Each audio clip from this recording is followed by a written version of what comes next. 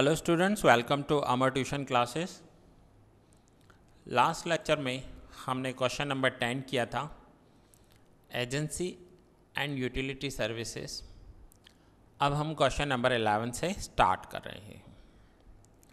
Question number 11, explain various facilities provided by commercial bank. पहले तो commercial bank समझ लो क्या होते हैं। कॉमर्शियल बैंक मीन्स जहाँ पर आपका अकाउंट होता है, चाहे वो प्राइवेट बैंक हो या पब्लिक बैंक हो, स्टेट बैंक ऑफ इंडिया है या HDFC है, ये सारे कॉमर्शियल बैंक है। और दूसरी होती है सेंट्रल बैंक। आगे हम सेंट्रल बैंक को भी समझेंगे। सेंट्रल बैंक का मतलब होता है RBI। सेंट्रल बैंक जो होती है वो पूरी कंट्री में एक ही होती है, लेकिन कॉमर्शियल बैंक्स बहुत सारे होते हैं। सो आइए आंसर देखते हैं। Banking is an evolutionary concept. There is continuous expansion and diversification of the functions, activities and services of the bank. हमने बैंक के सर्विसेज में हमेशा एक्सपांशन देखा है। एक्सपांशन का मतलब होता है कि अगर आज से 20 या 30 साल पहले की बात करें तो बैंक सिर्फ उस टाइम पर डिपॉजिट एक्सेप्ट करते थे और विड्रॉवल की फैसिलिटी देते थे, लोन की फैसिलिटी देते थे। लेकिन आज के मॉडर्न बैंक्स की बात करें तो वो हमें ATM प्रोवाइड करते हैं, ऑनलाइन ट्रांजैक्शंस प्रोवाइड करते हैं, ऑनलाइन ट्रांसफ़र प्रोवाइड करते हैं। NEFT हम अपने घर बैठे कंप्यूटर से कर सकते हैं, हम अपनी टिकट निकाल सकते हैं, and many more facilities. Demat account open कर सकते हैं। जब से बैंक स्टार्ट हुए तब से लेकर आज तक हमेशा हमने बैंक के फंक्शंस एंड सर्विसेज में एक्सपांशन होते हुए देखा है। In present times, electronic transfer of money from the account of one customer to that of any other customer of any bank without using cash और चेक, अंडरलाइन कर दीजिए, without using cash और cheque, is done through like NEFT, national electronic fund transfer, and RTGS, real time gross settlement. पहले अगर हमें ये सब करना होता था तो बैंक में जाना पड़ता था, फंड ट्रांसफ़र करने के लिए एप्लीकेशन देनी पड़ती थी। अब हम अपने घर बैठकर इलेक्ट्रॉनिक ट्रांसफ़र कर सकते हैं और पैसा सीधा सामने वाले के अकाउंट में चला जाएगा। Both these are possible because of core banking. ये क्यों पॉसिबल हुआ? क्योंकि कोर बैंकिंग है। कोर बैंकिंग किसे कहते हैं? CORE का मतलब होता है centralised online real time exchange. Centralised online real time exchange, इसका मतलब वो है कि सारे के सारे बैंक्स जो हैं वो एक ही सर्वर यूज़ करते हैं। उनके पास जो डेटा आता है वो एक ही कंप्यूटर से आता है, एक ही सर्वर से आता है। Besides, customers can get various details of their account as well as make payments, buy goods, book tickets etcetera on their computer or mobile phone through internet banking and mobile banking application. Customers goods purchase कर सकते हैं। अभी आपको पता है कि आप online shopping कर सकते हो, उसके लिए आपको बैंक का कार्ड चाहिए, debit card, credit card, net banking transfer. अपनी टिकट बुक कर सकते हो, और ये सब आप इंटरनेट की हेल्प से अपने कंप्यूटर या अपने मोबाइल से कर सकते हो। मोबाइल में आपको बैंकिंग ऐप इंस्टॉल करना होता है। Banks also provide safe deposit vaults and facilities of demat account.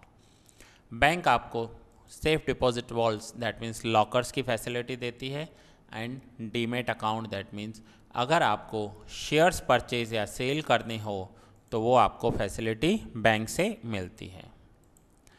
This is an account where shares, debentures, bonds, etc. can be held in electronic form, which is easier than holding them in physical form.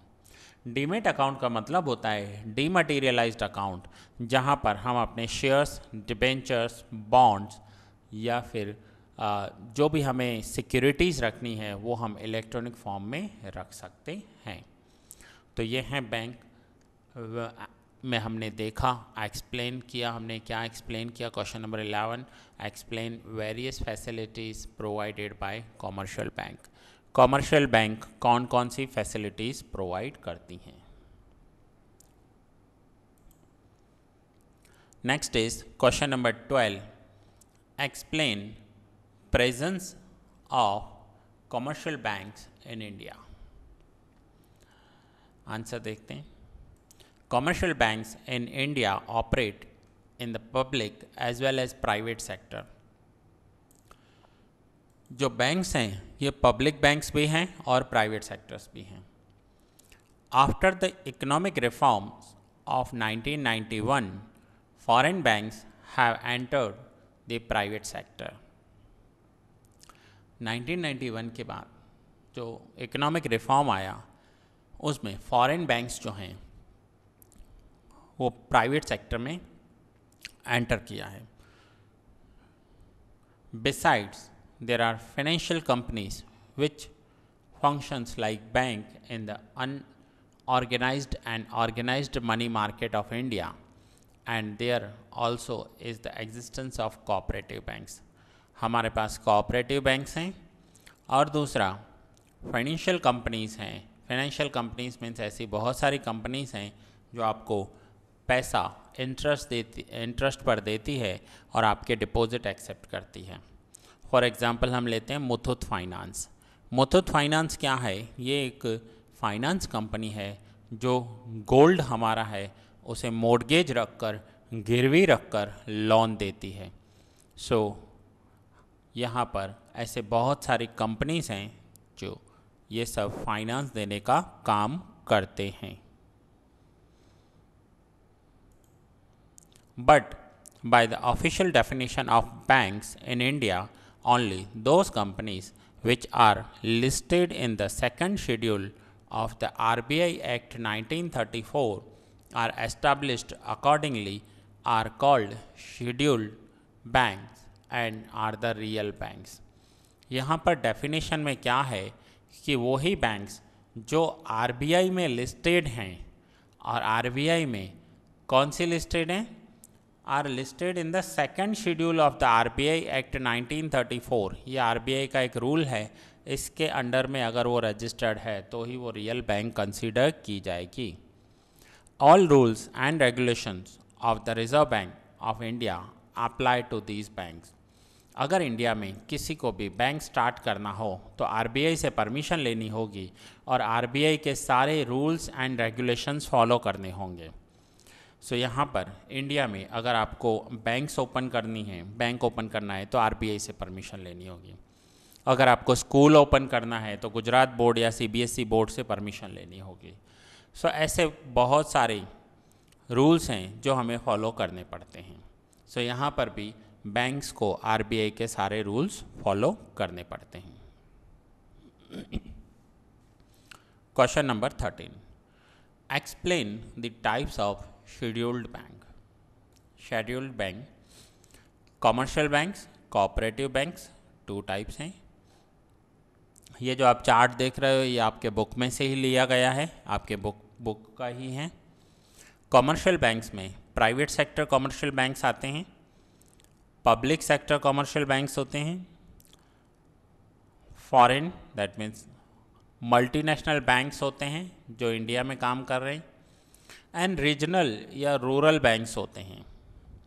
Public sector bank का अगर example लें तो state bank of India, bank of Baroda, ये public sector bank हैं।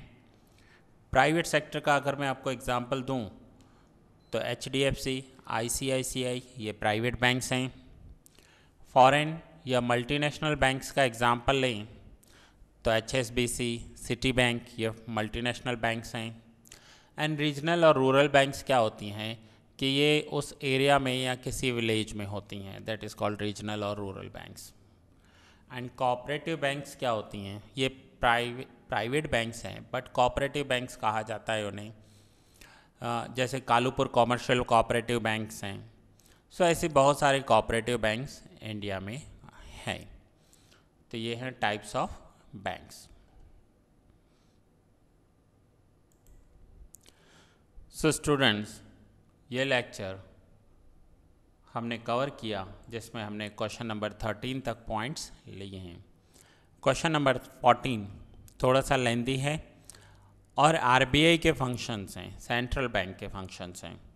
सो इसे मैं next lecture में cover कर रहा हूँ, जैसे कि पूरा का पूरा क्वेश्चन आपका एक ही लेक्चर में कवर हो जाए। So that's it. ये लेक्चर मैं यहाँ ही पूरा कर रहा हूँ। क्वेश्चन नंबर 13 तक हमारे कंप्लीट हो गए क्वेश्चंस। नेक्स्ट क्वेश्चन में हम स्टार्ट करेंगे, नेक्स्ट लेक्चर में हम स्टार्ट करेंगे क्वेश्चन नंबर 14।